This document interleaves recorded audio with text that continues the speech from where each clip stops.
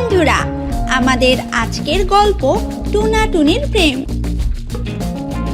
এক গ্রামে কৃষ্ণচূড়া গাছে পরিবারের সাথে বাস করত এক টুনা। তার পাশের গ্রামেই শিমুল গাছে বাস করত মিষ্টি দেখতে টুনি। টুনা প্রতিদিন পাশের ক্ষেতে খাবার আনতে যেত, আর সেই টুনিও খাবার খেতে আসতো। এভাবে খাবার খেতে আসলে টুনা আর মিষ্টি টুনির প্রায় দেখা হতো। মিষ্টি টুনিকে দেখে টুনা কেমন যেন হৃদয়ে শান্তি অনুভব হয়। একদিন টুনা সাহস করে টুনির সাথে পরিচিত হতে যায়। কি নাম তোমার? আমি টুনি, বাবা মায়ের খুব আদরের একটি মাত্র মেয়ে। টুনি, তুমি দেখতে বেশ মিষ্টি। ও আচ্ছা। তোমাকে দেখলে আমার ভীষণ ভালো লাগে। আচ্ছা, আমি এখন যাই, ভালো থাকবেন। আর একটু দাঁড়াও। না। টুনি তাড়াতাড়ি করে তার মায়ের কাছে চলে যায়। আর কিছুক্ষণ পরে খাবার খাওয়া শেষে যে যার বাসায় চলে যায়। কিন্তু টুনার বাসায় আর কোনোভাবেই মন টিকছে না। যেন সে নিঃশ্বাসে বিশ্বাসে টুনিকে শুধু উপলব্ধি করছে।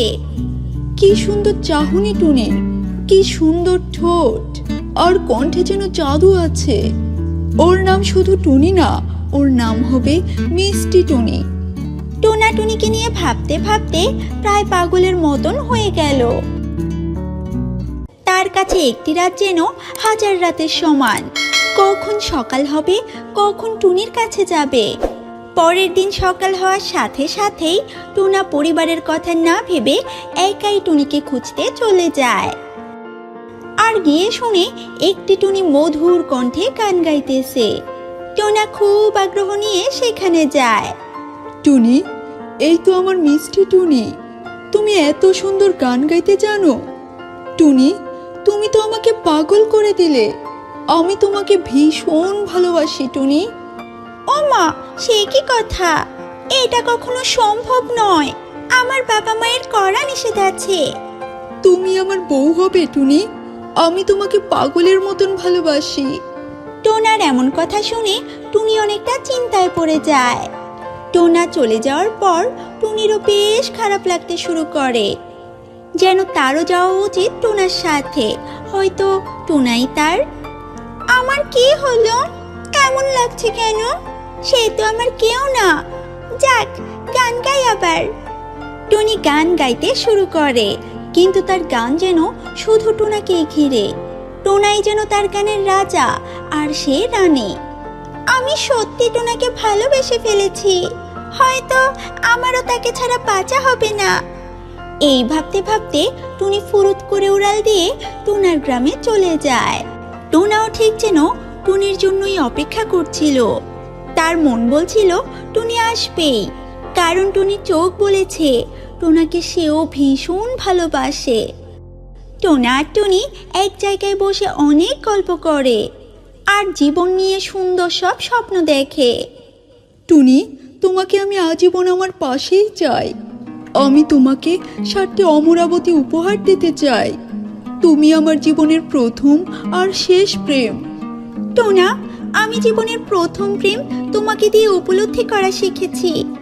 আমার জীবনে প্রথম ফাগুন বেলায় কোকিল হয়ে এসেছো। এভাবে প্রতিদিন টোনা আর টুনি লুকিয়ে লুকিয়ে দেখা করে, আর টোনা টুনিকে রঙিন সব স্বপ্ন দেখায়। এদিকে টোনা ভাবছে টুনিকে বউ বানিয়ে নেওয়ার জন্য টাকা প্রয়োজন। টুনি, তোমাকে বউ বানিয়ে নেওয়ার জন্য আমাকে তো টাকা রোজগার করতে হবে। আমি খুব তাড়াতাড়ি কাজে যাব আর টাকা জমিয়ে ফিরে আসব। টোনা, আমি তোমাকে ছাড়া কিভাবে থাকবো ততদিন? আমার জীবনটা তোমাকে ছাড়া খুব নিঃসঙ্গ হয়ে যাবে। আমিও তো নিঃসঙ্গ হয়ে যাব। আমার গল্প বলার সাথী তুমি প্রিয়া। আমি খুব তাড়াতাড়ি চলে আসব। কিছুদিন পরে টোনা গ্রাম ছেড়ে শহরে যায় টাকা রোজগারের উদ্দেশ্যে। টোনা চলে যাওয়ার পর টুনির ভীষণ মন খারাপ হয়। টুনি আর কারো সাথে গল্প করে না।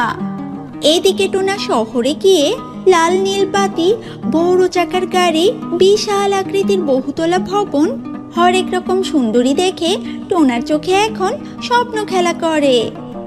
বাহ, কত দারুণ এই শহরের বাতি, আর লাল নীল আলোতে এখানকার পাখিদের দেখতে যেন ঠিক স্বর্গের পরীর মতন লাগে। টোনা পরের দিন কাজে যায়, তার বেশ ভালো লাগে। আর তার পাশেই কাজ করত একটি তোতা, দেখতে বেশ অন্যরকম, টুনির বেশভূষাকেও। কিন্তু তোতা তো একদম অন্যরকম। টোনা তোতাকে নিয়ে স্বপ্ন দেখতে শুরু করে। হ্যালো, কি নাম আপনার? আমি টোনা। আমরা বন্ধু হতে পারি? অবশ্যই পারি। ওকে, আজ থেকে আমরা বন্ধু। আমরা একসাথে কাজ করব। অবশ্যই। আমাকে আপনাদের শহর ঘুরিয়ে দেখাবেন? অবশ্যই দেখাবো। আমাদের শহর গ্রামের চেয়ে ভীষণ সুন্দর। শহরে তুমি যা চাইবে তাই পাবে। বাহ, খুব ভালো। এদিকে টুনির আর কোনো খোঁজ নিচ্ছে না টোনা। একটা চিঠি পর্যন্ত লেখে না। টুনি এ যাবৎ কয়েকটি চিঠি দিয়েছে টোনার ঠিকানায়, কিন্তু কোনো উত্তর আসেনি।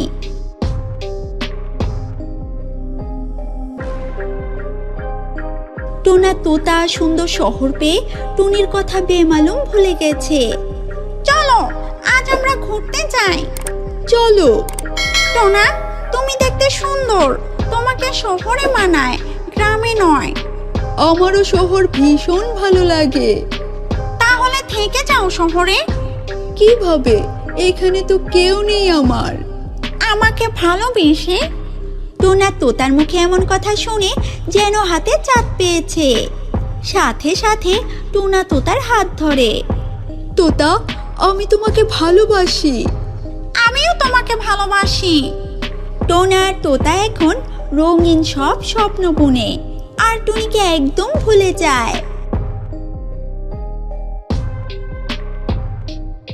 এদিকে টুনি আর গান করে না। তার মধুর কণ্ঠে যেন ঠিক বরফ জমে গেছে, আর হাসে না টুনি। এভাবে চলতে চলতে টুনি একদম নিস্তেজ আর নিস্তব্ধ হয়ে যায়। টুনি তার শেষ চিঠি পাঠায় টোনার কাছে। প্রিয় টোনা, তোমার মিষ্টি টুনি আর গান করে না, কেন জানো? কারণ তুমি ছিলে তার গানের ছন্দ। আর হাসে না, কারণ তুমি ছিলে তার হাসির কারণ। তুমি নিশ্চয়ই শহরে লাল নীল বাতি আর সুন্দরী কাউকে পেয়ে আমাকে ভুলে গেছো। আমিও নিস্তেজ হয়ে গেছি। হয়তো এটা আমার শেষ চিঠি। টোনাও এদিকে একদিন শহরের সব বিভিন্ন খাবার খেয়ে খেয়ে পেটের পীড়ায় ভুগতে থাকে। তখনই বোঝা যায় তোতার আসল পরিচয়। এতদিন তোতা শুধু অভিনয় করেছে, ভালোবাসেনি একটুকুনো। তোতা, আমার ভীষণ কষ্ট হচ্ছে। তুমি গ্রাম্য, তাই শহরে নিজেকে মানাতে পারছো না। তুমি বরং গ্রামে ফিরে যাও। তোতা, আমি তো ভীষণ অসুস্থ, কিভাবে ফিরে যাব? আমার কাছে তো টাকাও নেই। আমি কি আর করতে পারি বলো? আমি ভীষণ ব্যস্ত, তোমাকে তো আমি সময় দিতে পারবো না। এমন কঠিন কথা বলে তোতা টোনাকে ফেলে চলে যায়। টোনা ভীষণ কষ্ট পায়। সে সিদ্ধান্ত নেয় সে গ্রামে ফিরে যাবে। আজ তার টুনিকে ভীষণ মনে পড়ে।